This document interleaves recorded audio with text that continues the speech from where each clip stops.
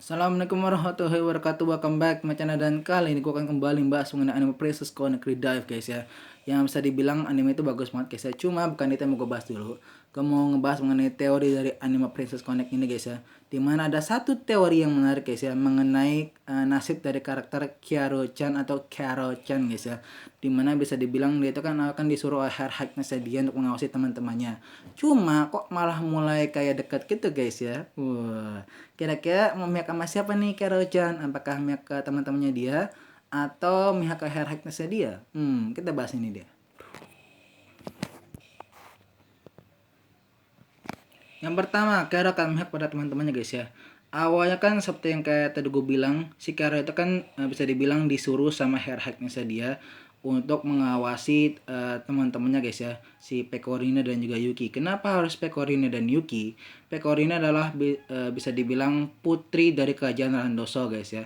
Jadi emang harus diawasi, dan juga kemampuan itu emang keren banget sih guys ya, dan kuat banget. Terus juga si Yuki, dia adalah orang yang bisa dibilang masuk kategori spesial, di mana dia memiliki kemampuan untuk membangkitkan princess form dari orang-orang ada di dekatnya guys ya. Kenapa gue bilang orang-orang ada di dekatnya? Kalian bisa lihat sendiri di scene pas arc-nya Arc Diablos. Di situ kan si ratu vampir itu kan sempat jadi anak-anak guys ya, sempat jadi chibi. Cuma begitu si Yuki ngasih kemampuannya dia, tadi gue bilang putri vampir itu tiba-tiba langsung jadi kayak orang dewasa guys ya. Itu bisa dibilang adalah princess formnya dia guys ya. Jadi dengan kemampuan seperti itu ya layakkah seorang Yuki untuk diawasi guys ya. Meskipun di animenya dibikin kayak useless, tapi sebenarnya itu adalah orang yang cukup useful guys ya kalau di versi gamenya. Bahkan benar-benar deket banget sama teman-temannya yang bisa dibilang baru pertama kali ketemu guys ya. Mulai dari dia deket sama si siapa namanya tuh, Saren. Bahkan sebelum Kokoro kenal Saren pun dia udah duluan kenal Saren guys. Waduh, gila nggak tuh? Tapi kita masuk ke pembahasan mengenai Kara guys ya. Nah, begitu merasakan kehangatan dari teman-temannya The Good Gourmet, membuat si Kara ini kayak mulai labil guys ya. Dia kayak merasa kalau aduh nggak enak nih kalau gue nggak berpihak sama teman-teman gue. Kasiannya teman-teman gue, kasiannya Pecorine, kasiannya Yuki, kasiannya si Kokoro.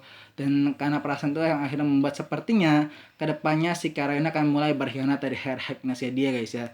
Ditambah kalau di versi gamenya itu sebenarnya itu kayak ada sedikit clue mengenai pengkhianatannya Kara guys ya. Dimana kalau kalian lihat di salah satu main story-nya dia, gue lupa main story yang kelima kalau nggak salah guys ya.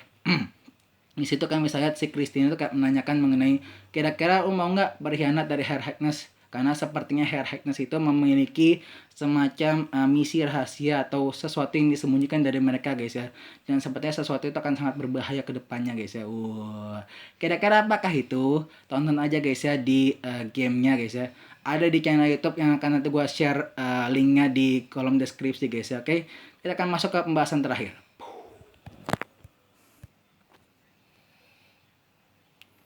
Dan yang terakhir, Kara akan memihak pada Hair Highness-nya dia guys ya. Well, meskipun yang gue bilang dari tadi itu benar guys ya, dimana Kara mulai deket sama teman-temannya dia, mulai deket sama semua orang ada dekatnya.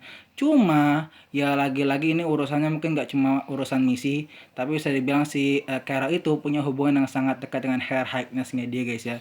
Mungkin hubungan kayak anak dan juga ibu, atau mungkin hubungan yang bisa dibilang gak terlalu dekat, tapi cuma ini hubungan yang cukup spesial antara seorang yang menyelamatkan hidup guys ya, kayak heroes and seseorang yang diselamatin gitu guys ya. Jadi membuat si Kara itu kayak hutang budi sama si Hair Highness, makanya dia itu nggak bisa begitu aja melepaskan atau mengkhianati Hair Highness ya guys ya. Makanya begitu si Christina nanyain, lo mau nggak berkhianat gitu, terus si Kara kayak masih ragu-ragu kayak yaudah deh nanti deh gitu, nanti deh gue pikirin, atau mungkin yaudah nanti deh gitu guys ya. Jadi kayak bimbang gitu guys ya, karena mungkin alasannya itu guys ya. Bahkan di episode ke-12 kita diperlihatkan si Kara yang disuruh sama Pecorine untuk menyerang Shadow yang bisa dibilang lebih kuat lagi, si Kara malah diem aja dan nggak ngebantu guys ya. Pada ujuk-ujuknya akhirnya pun si Pecorine dan Kara pun juga akhirnya diserang guys ya. Jadi emang ya bisa dibilang itu salah tindakan gitu guys ya. Tapi ya mau gimana lagi, mungkin emang dia tuh emang nggak bisa mengkhianati Hair Highness dia, kayak yang tadi gue bilang guys ya, punya hubungan yang spesial guys. Kalau kalian setuju yang mana nih guys ya, silahkan tulis di komentar. Jangan lupa like, komen, dan subscribe channel YouTube gue, dan jangan lupa juga nyalain lonceng notifikasi yang ada di samping tombol subscribe guys ya. Dan ya itu saja guys ya, gue mohon salah kata, Gua mau salah-salah kata, gua pamit. Wabillahi taufiq wal hidayah. Assalamualaikum warahmatullahi wabarakatuh.